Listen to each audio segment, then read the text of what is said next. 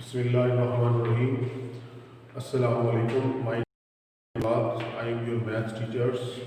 मैं आपको बेटा 7th की मैथ पढ़ाऊँगा बेटा, ठीक है। और जैसा कि आपको पता है आज की क्लास का स्टार्ट है, ठीक है। मैथ का फर्स्ट चैप्टर हम लोग डिस्कस करेंगे।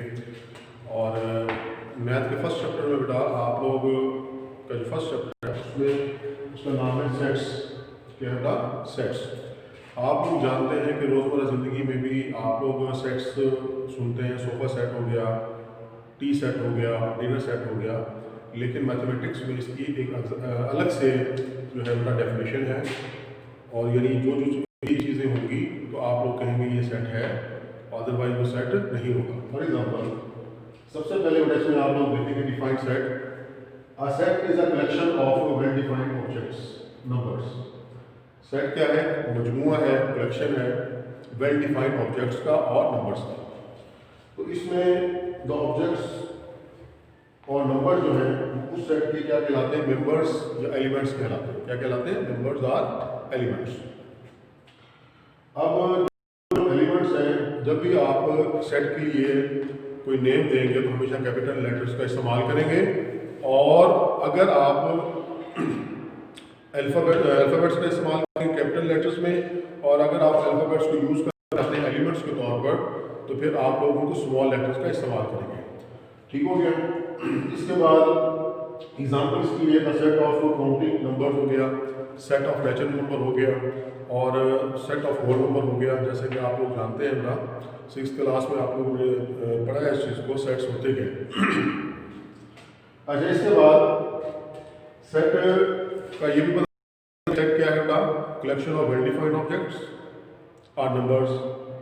सेट जिन चीज़ों पर मुश्तमिल होता है उन चीज़ों को हम लोग क्या करते हैं? नंबर्स और एलिमेंट्स। ठीक हो गया? और नंबर्स और एलिमेंट जो है बेटा वो रिपीट नहीं होंगे, रिपीट नहीं होंगे। ठीक हो गया? अच्छा, इसके बाद मैंने ये बताया बेटा सेट को आप लोग किससे रिप्रेजेंट करेंगे? Capital alphabet. ठीक है। अगर आप अल्फाबेट्स को यूज करना चाहते हैं एज ए एलिमेंट, क्या है? क्या करेंगे? स्मॉल। अच्छा बेटा, सेट को एक्सप्लेन करने के मुख्तलिफ डिस्क्रिप्टिव फॉर्म।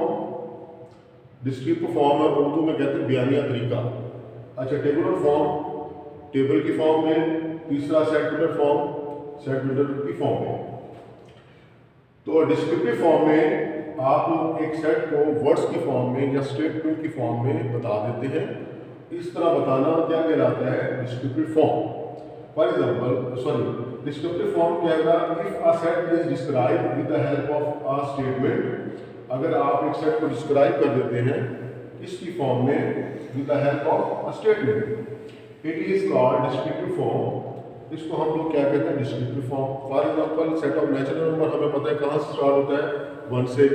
लेकिन जब आप लोग डिस्क्रिप्टिव फॉर्म में उसको लिखेंगे तो क्या होगा? Set of natural number.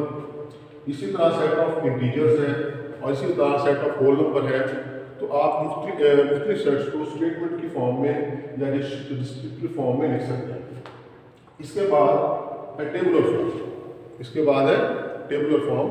Tabular form में if we list all elements of a set, एक सेट के जो भी एलिमेंट्स हैं अगर आप उनको लिख देते हैं इन द फॉर्म या with in the braces and separate, और फिर उसको अलग कर दें। क्या कर दें? अलग कर दें with the help of comma. Commas की मदद से उनको अलग कर दें।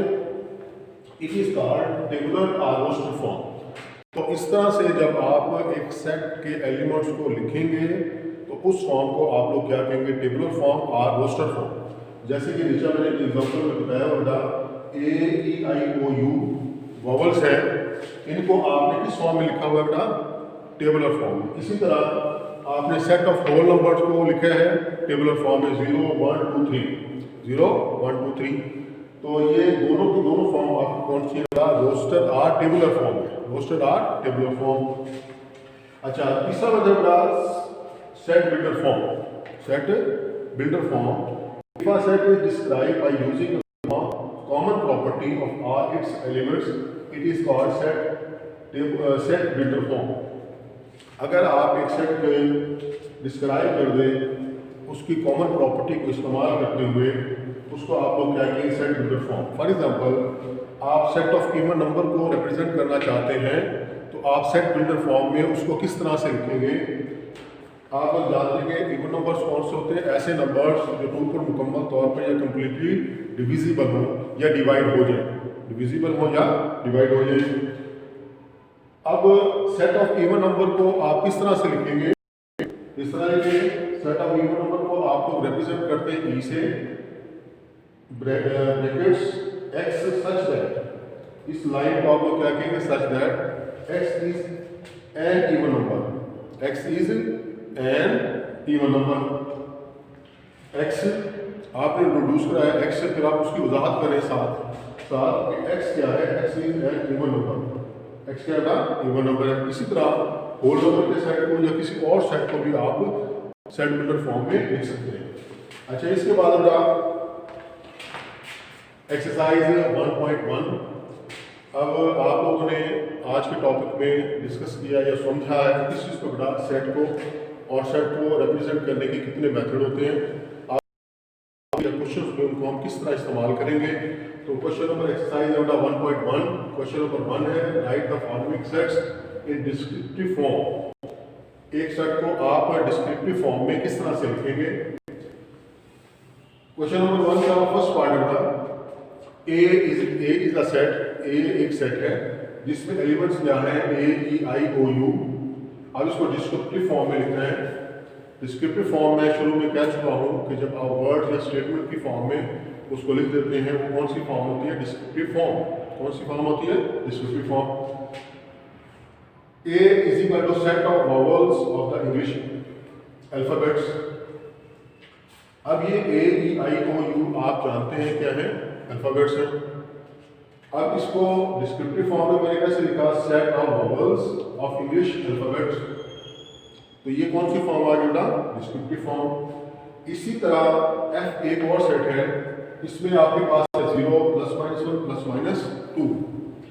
F is equal to set of integers, set of integers between -3 और 3।